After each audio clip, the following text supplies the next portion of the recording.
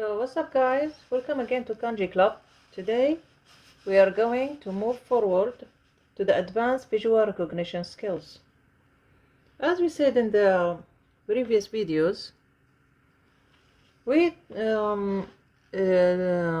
try to practice visual recognition skills for simple kanjis. The kanjis that we can divide into two parts, whether right and left, corners, up and down, and enclosed kanjis or on the sides. So we need to move forward to the advanced level of visual recognition. The goal of visual recognition is to visually recognize parts of kanjis. We will not take the whole kanji as a whole part. We're gonna focus on some parts and leave the others.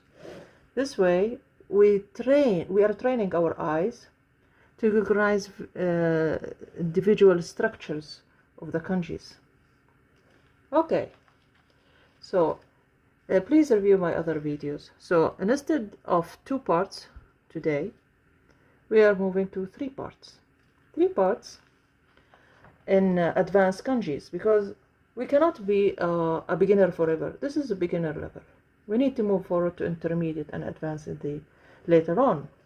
So now we are going to try these patterns. There are other patterns, but these are examples. So anyway, let's see, for example, this pattern. This pattern can be divided into 3 parts, like this. So 1, 2, and 3. The first, the second, and the third. You can then do the same as the previous video. Bring your Japanese text, any Japanese text, okay, any Japanese text. There are many kanjis, or your manga, or your dictionary, as we said before, and practice this pattern on the whole text, the whole book. Once you are done with the whole book of this pattern, you can move to the next pattern and then do the same. You cover the whole book or your whole manga. Okay? And then once you are done with this one, you move on to the next one. You try to find all the kanjis that follow this pattern using the whole text, Japanese text. Once you are done, and then move forward for the next kanjis. So for example, this one follows this pattern. These were chosen randomly just to show you what are the possible challenges that you may face during visual recognition. So this one, you can see, we can divide it into 3 parts. The upper part, which can be divided further actually, but we don't want to do that for now. It's too complicated. So let's take them as one part, and then the second part, and then the lower part. Follow this part. So then I open my Japanese text or my dictionary. Doesn't matter. Let's use the dictionary this time. Use the index to find some of the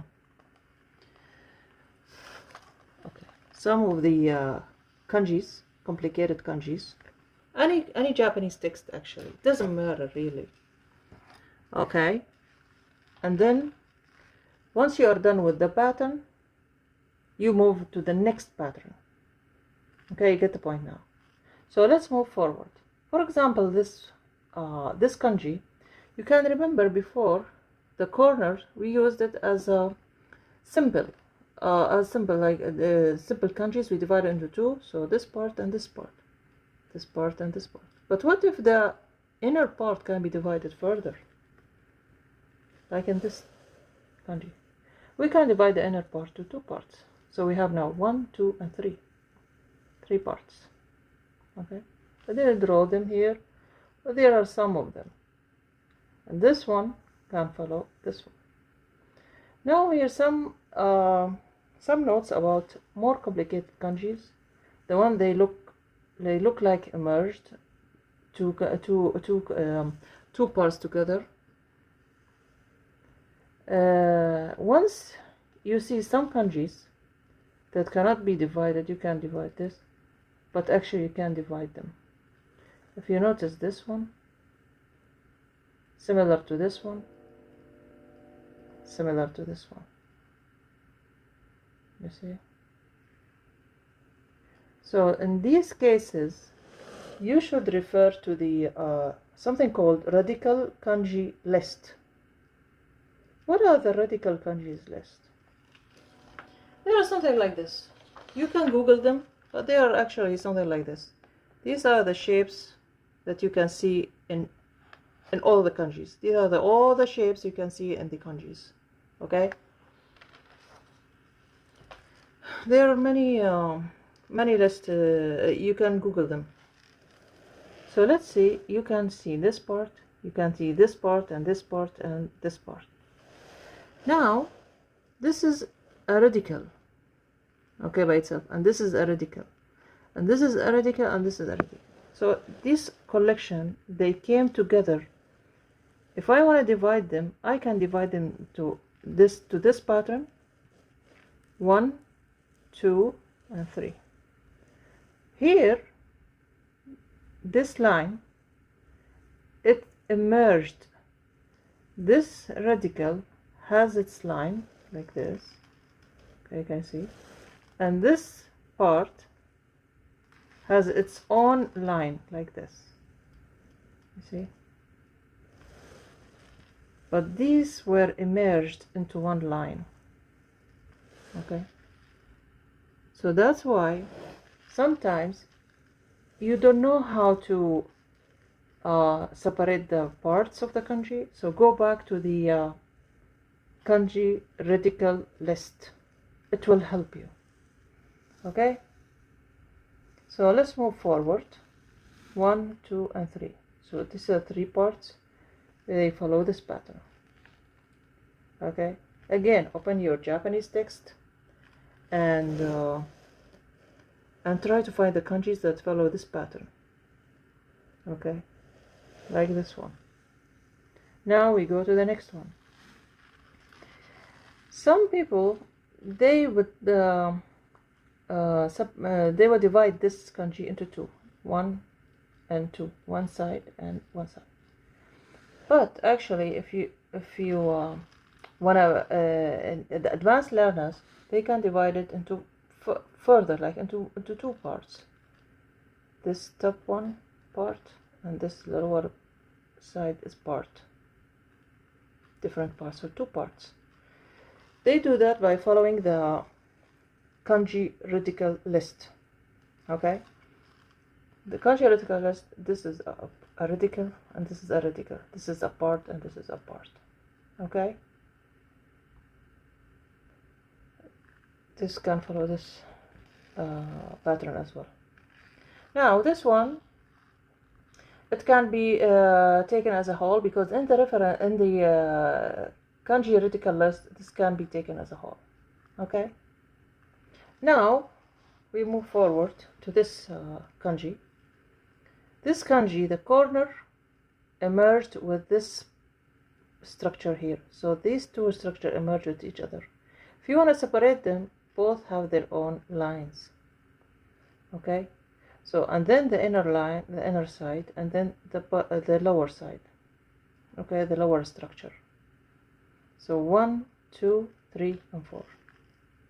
There are many kanjis actually can be divided into 4 and 5, but here just examples. Anyway, we move forward. This one, 1, 2, and 3. Actually, you can divide to 1 and 2 and 3 and 4. Okay. Now a point about the corner. In the beginner level, we said the corner can come only in the corners, right? But in the advanced level, it can come in the middle, like in these cases. Okay. So let's move forward. In this kanji, you can see you can divide it into this side and up and bottom side. Okay, but I choose this. I noticed in this kanji sometimes you can get confused about the middle part. Is it related to the up or is it related to the lower structure? Actually, this is related to the lower structure. Okay. Anyway, let's move on. Here in these cases, you can see 1, 2, 3, 4, 5. So just for the sake of the video, I can divide it into all these parts, but then we decided to divide it into this pattern. So the lower side, the sides. Okay. What about this one? When you see these kanjis, please refer back to the reference kanji list. So it will show you this structure as a particle, as a radical, and this structure as a radical, and these come on the upper side of this radical or this structure. Okay. So guys, try to follow the kanji tables. Fill up these tables with all these patterns, and these kanjis are just examples how these patterns are formed. And remember the success formula. This formula should be the success formula to study kanji should follow these numbers. The total number of kanjis are 2136, and the tables has 10 tables.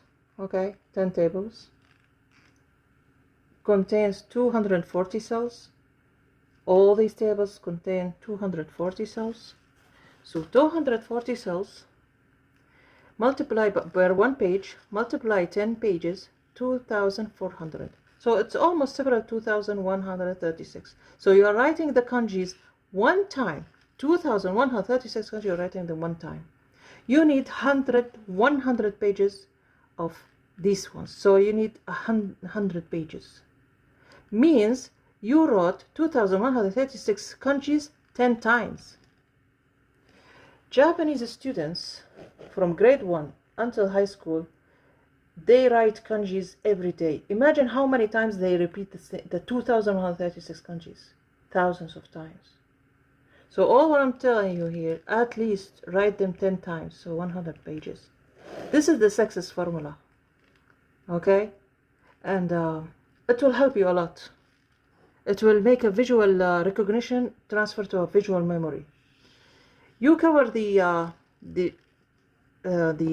beginner levels, the simple kanjis, and move to the more complicated kanji. Don't be scared of kanjis. Kanjis are there, and they are we have methods to deal with these complicated kanjis. Use patterns. Focus, for example, on only two parts and leave the other. Okay. If you want to focus on two sides or leave the param, I don't really mind. If you want to for example, focus on two sides and leave these two sides and leave the other, or the other two sides and leave the first one, I really don't mind. What I mind is, my goal is, focus on parts of the kanji. Don't take it as a whole. It's too complicated. And when you go back to the radical list, okay, these are shapes. Can you see? You have shapes and meanings. Okay. When you go back to it, you don't mind. I don't care about the meanings now. Care about the shapes. Shapes, shapes, shapes. Visual recognition of kanji's shapes. If you write this at least for 10 times, you will start to recognize them. Okay, guys. There are a lot still to figure out and study. So stay tuned for the next lesson. Thank you.